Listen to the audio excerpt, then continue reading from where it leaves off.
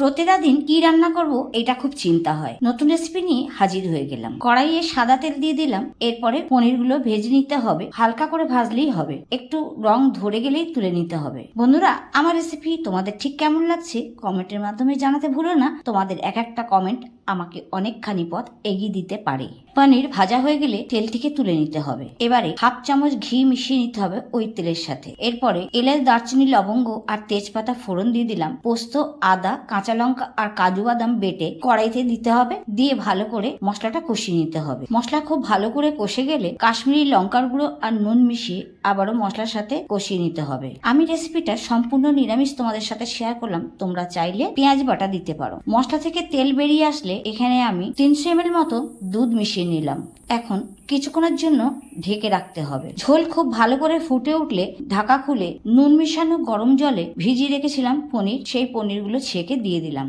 এবারে ভালো করে মিশিয়ে নিয়ে কাঁচা লঙ্কা চেরা দিয়ে বেশ কিছুক্ষণের জন্য আবার একটু ঢেকে রাখতে হবে। কিছুক্ষণ পরে আবারও ঢাকা খুলে একটু নাড়াচাড়া করে নিয়ে এবারে মিশিয়ে দিলাম পরিমাণ মতো চিনি আর গরম মশলা। নাড়িয়ে চাড়িয়ে শেষ হয়ে গেল আজকের রেসিপি দুধ পনির। রেসিপিটা কেমন লাগলো? সম্পূর্ণ নিরামিষ রেসিপি তোমাদের সাথে শেয়ার করলাম।